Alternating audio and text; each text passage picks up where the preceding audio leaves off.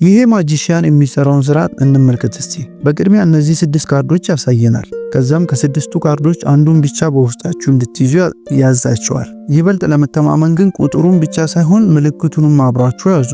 ያ ማለት ለምሳሌ እቺ ቁጥር 10 ቁጥር ለምሳሌ ብንይዝ አብሮ ምልክቱንም እንያዝ፣ አብረን ምልክቱንም እንያዝ ለመተማመን ይበልጥ ማለት ነው። ስለዚህ ምልክቱንም አብራችሁ መያዝ እንዳትረሱ ከቁጥሩ በተጨማሪ ማለት ነው፣ ከሚያሳያችሁ 6 ካርዶች ውስጥ ማለት ነው። ስለዚህ ቁጥርና ምልክቱን እንያዝና በቀጣይ ምን እንደሚሰራ እንመልከት።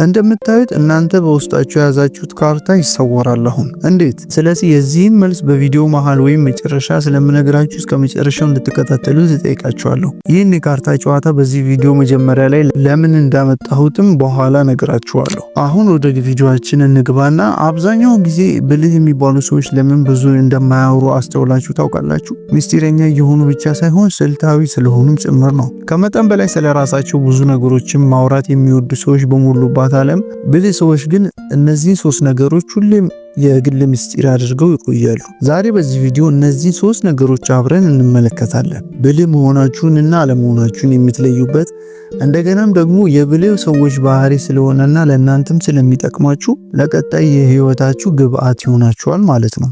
ላይክ እና ሼር በማድረግ እንደተለመደው ቪዲዮአችን ለሌሎች ሰዎች ተጨማሪነት እንዲደርስ እንዲሁም ለቀጣይ እንዳንለያይ ደግሞ ቤተሰብ በመሆን ከኛ ጥሩ መረጃን እንድታገኙ እጋብዛችኋለሁ። ብልህ ሰዎች ከሌሎች በመሰወር ምስጢር አድርገው ለራሳቸው የሚያቆያቸው ነገሮች መካከል አንዱ እንግዲህ የረጅም ጊዜ እቅዶቻቸውን ነው። አንድ አስገራሚ ጥናት አለ። ከዚህ ቀጥሎ የምነግራችሁ ነገር በጥናቱ ያረጋገጠ። ጥናቱም እንዲህ ይላል። ስለ እቅዶቻችሁ ለብዙ ሰዎች በነገራችሁ ቁጥር አእምሯችሁ ዶፓሚን የሚባል ሞለኪውል መልቀቅ ይጀምራል። በሌላ ስሙ የደስታ ሆርሞን በመባል ይታወቃል። ዶፓሚን ይህ ኬሚካል ማለት ታዲያ እቅዶቻችሁን አሳክታችሁ ስትጨርሱም አእምሯችሁ የሚያመነጨው ወይም የሚለቀው የደስታ ሆርሞን ማለት ነው። ስለዚህ ከዚህ ምን ትማራላችሁ? ሁሉም እቅዶቻችሁን ለሰዎች አዋጅ ባደረጋችሁ ቁጥር አእምሯችሁ የሚያስበው ሰርታችሁ እንዳጠናቀቃችሁ አድርጎ ነው፣ ገና እንኳን ሳትጀምሩት ማለት ነው። በተጨማሪም ይሄ ለዛ ስራ ያላችሁን ተነሳሽነት ይገድለዋል። ለሰዎች ትልልቅ እቅዶቻችሁን ስትነግሩ ቢዝነስ ስትጀምሩ ሊሆን ይችላል፣ ሙሉ በሙሉ ህይወታችሁን ስለመቀየር ሊሆን ይችላል፣ ወይም አዲስ አስገራሚ ስራን ስለመጀመር ስታወሩላቸው አንድ አስገራሚና የማይቀየር ነገር ይከሰታል። የእነሱ ሐሳብና አስተያየት ማስተናገድ ትጀምራላችሁ። አንዳንዶቹ በእርግጥ እናንተን የሚደግፉ ሰዎች ናቸው፣ አብዛኞቹ ግን አይደሉም። ጥርጣሬን፣ ፍርሃትን፣ ቀልድን እንዲሁም ትኩረቶቻችሁን የሚያበረታቱ ሰዎች እናንተ ላይ ያስተጋቡባችኋል። ጥርጣሬን፣ ፍርሃትን፣ ቀልድን እንዲሁም ትኩረቶቻችሁን የሚበታትኑ ሐሳቦችን እናንተ ላይ ያስተጋቡባችኋል። ለሰዎች ሁሉ ከማውራታችሁ ይልቅ ብልህ ሰዎች ታዲያ ይህን ከባድ ነገር ለሰዎች ሁሉ ከማውራት ይልቅ ዝም በማለት እሳቱ ሳይጠፋ ውስጣቸው የተቀጣጠለ እንዲቆይ ያደርጋሉ። ውስጣቸው ህልማቸውን ለማሳካት በየቀኑ እንዲጓጓ ያደርጋሉ። ከዛ ባለፈ ደግሞ ሁሉም ሰው አሸናፊ እንድትሆኑ ላይፈልግ ይችላል። አንዳንዴ በጣም የሚቀርቧቸው ሰዎች በማወቅም ሆነ ባለማወቅ ውስጣቸው የጥርጣሬ ዘርን ይዘሩባቸዋል። ወይም አንዳንዶች ሐሳባችሁን ሰርቀው ራሳቸው ቀድመው ሊገነቡት ይችላሉ። ብልሆች አሁንም በዝምታ በመንቀሳቀስ አፋቸውን ሳይሆን ስራቸው በስተመጨረሻ እንዲናገር ያደርጋሉ።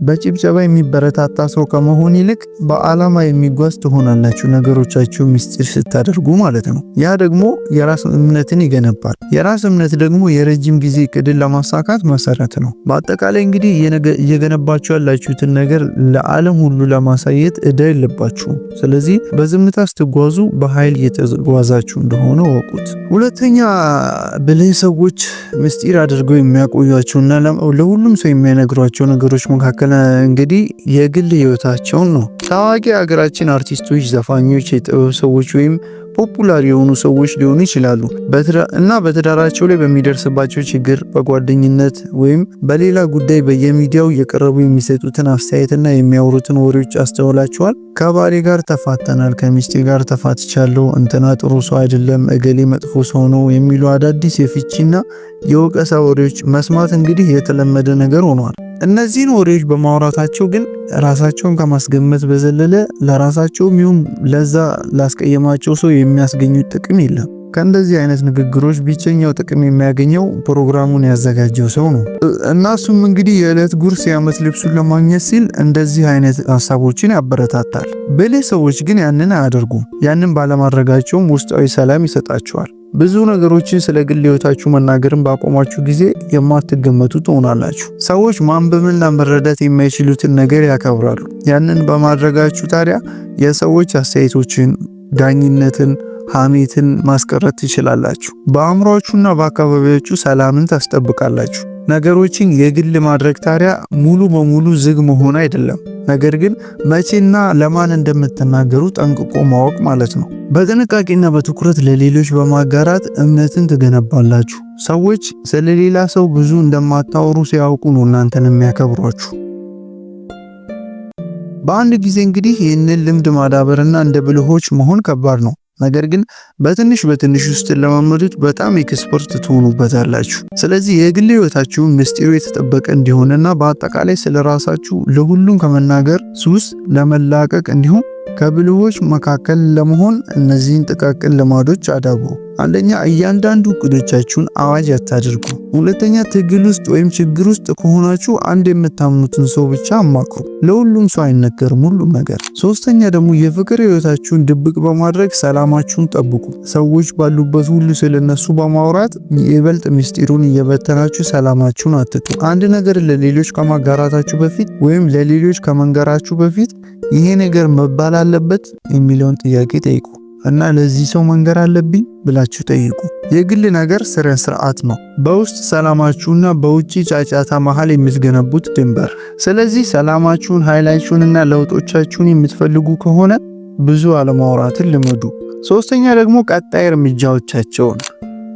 አሁን ደግሞ ብልህ ሰዎች እንዴት ቀጣይ እርምጃዎቻቸውን ድብቅ እንደሚያደርጉና እንዴትስ ልዩ እንደሚሆኑበት እንመልከት። የሆነ ጠቃሚ ነገርን ለመገንባት ስታስቡ ቢዝነስ፣ ጓደኝነት፣ ትዳር ወይም አዲስ ጠቃሚ ልማድ ሊሆን ይችላል። ስለዛ ነገር በጣም ማውራት ስትጀምሩ ፍጥነታችሁን ይቀንስባችኋል። እውነተኛ እንሁን እስቲ። ሁሉም የሚያጨበጭብላችሁ ሰዎች ተሳክቶላችሁ ቢያዩ ደስተኛ ላይሆኑ ይችላሉ።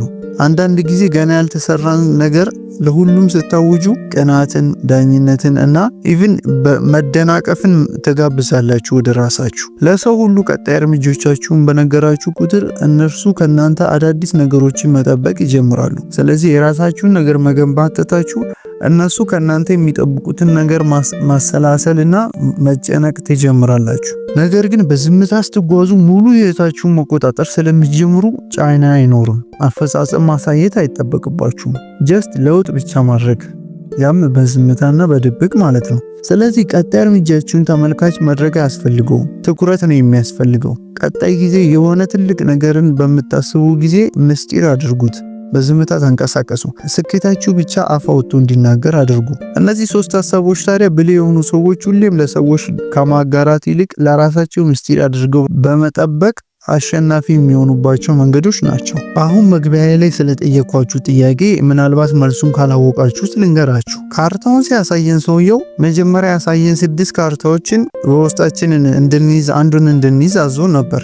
ነገር ግን ሁለተኛ ላይ በሚያሳየን ጊዜና አንዱን በሚያስወግድበት ጊዜ ጠቅላላ መጀመሪያ ላይ ያሳየንን ካርታዎች ይቀይራቸዋል። አንዱን ብቻ ሳይሆን የሚቀንሰው አጠቃላይ ካርታዎቹን የሚቀይራቸው። ስለዚህ በዛ ሰዓት እንኳን አንድ አይደለም 4 ካርታን በውስጣችን ብንይዝ 4ቱም አይገኙም ሁለተኛው ላይ ማለት ነው። አሁን ግልጽ ሆኖላችኋል ብዬ አስባለሁ። ስለዚህ በህይወታችን አንዳንድ ነገሮችን ድብቅ ማድረግ ምን ያህል ጠቃሚ መሆኑን በዚህ ጨዋታ እንኳን መረዳት እንችላለን።